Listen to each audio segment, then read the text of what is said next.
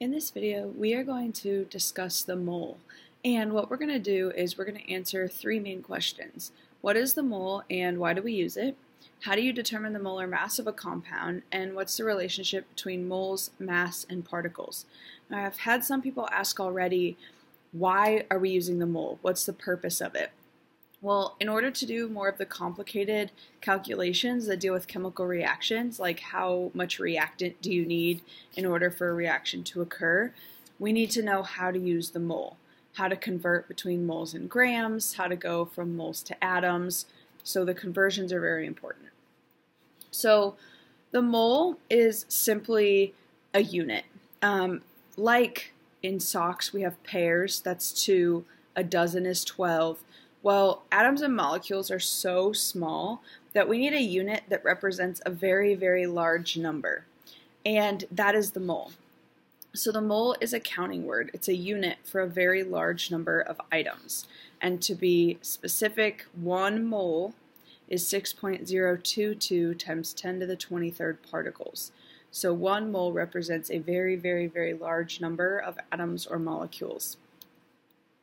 So if you want to know just exactly how big a mole is, these two links are actually in the description of the video. You can play around with that and see exactly how big a mole is. There's some fun facts about what happens if you cover the earth in M&Ms or marshmallows. So you can take a look at these two websites in the description of the video. So the next question is, how can we determine molar mass? The definition of molar mass is simply the mass of 1 mole of a substance. And we can think about it like a conversion factor. For every 1 mole, the mass is blank grams. Every atom on the periodic table, every element, has its own unique molar mass.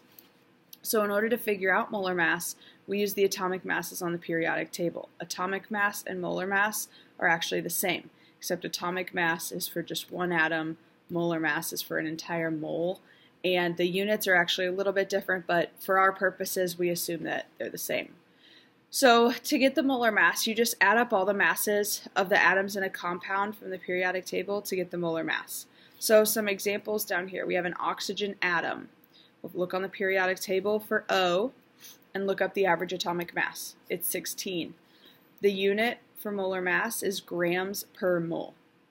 So the next example is O2 gas. Now, we have to take into account these subscripts. So we look up the O, average atomic mass on the periodic table, but we have 2 O's, so you have to multiply it by 2. Therefore, it's 32 grams per mole. And I would say always keep it out to 2 decimal places when you're calculating molar mass. So then the last example is magnesium nitrate, MgNO3 So in order to calculate the molar mass of this, we have to add up each individual component of this. So in this compound, we have 1 magnesium.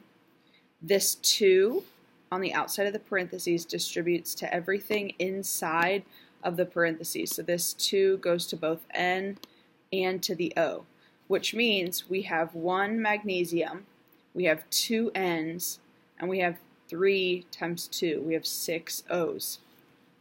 I always recommend writing it out like this because then you can just plug in the masses from the periodic table.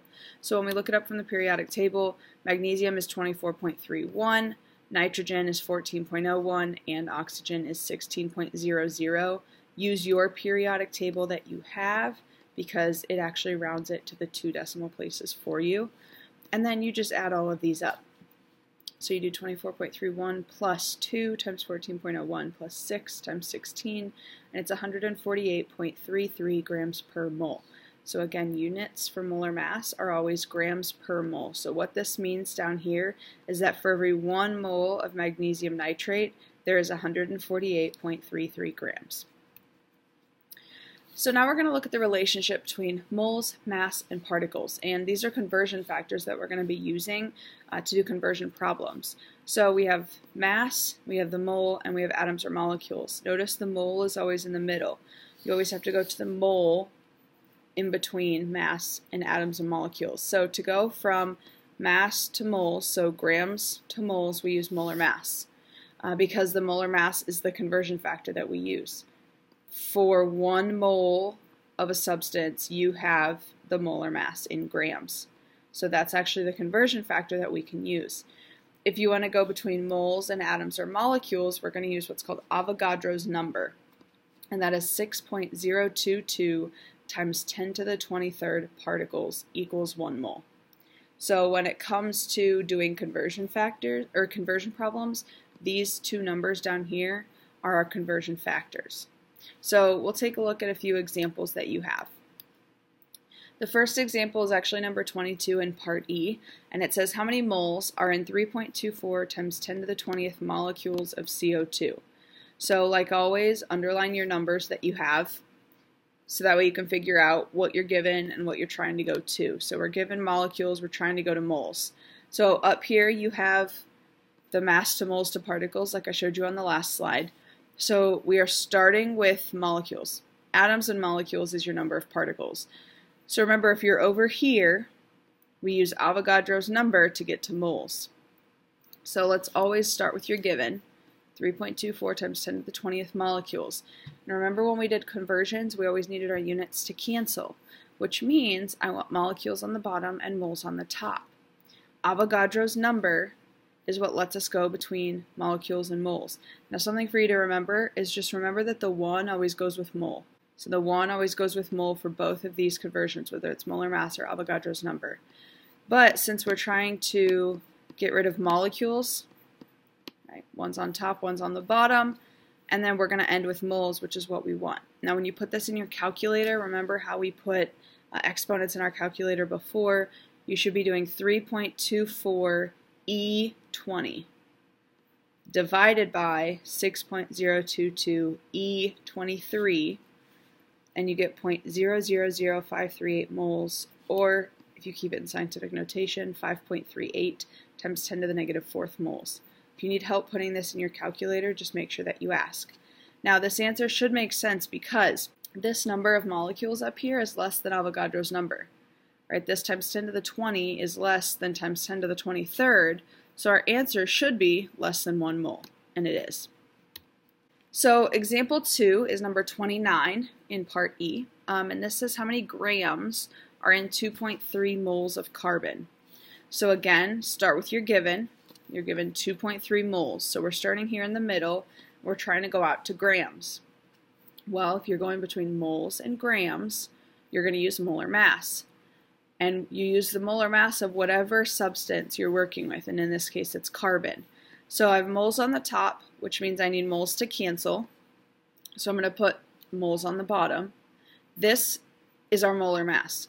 If you look on the periodic table, carbon's molar mass is 12.01 grams per mole, which means there are 12.01 grams for every 1 mole. Remember, the 1 always goes with moles, so I cross out moles, I do 2.3 times 12.01, and I get 27.62 grams. Again, if I'm starting with more than 1 mole of carbon, I would expect my answer to be greater than the molar mass of carbon. And finally, example 3, how many molecules are in 125 grams of water? So I'm trying to get to molecules. I'm starting with grams, which means I'm starting over here. I'm trying to get all the way over to here. You cannot do it in one step. You have to do it in 2 steps. So you go from grams to moles and then moles to particles.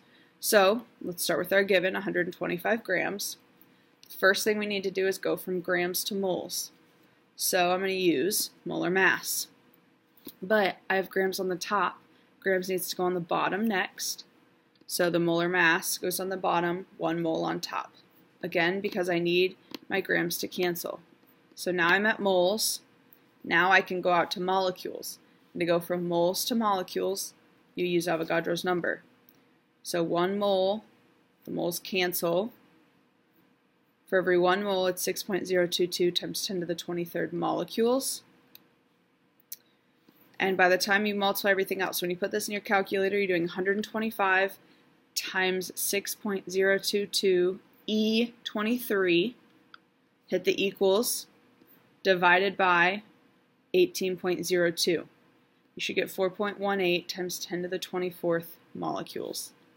So what you're going to do now is you're going to go through all the practice problems in part E. Please ask questions if you have them. If some of these examples didn't make sense, please ask as well.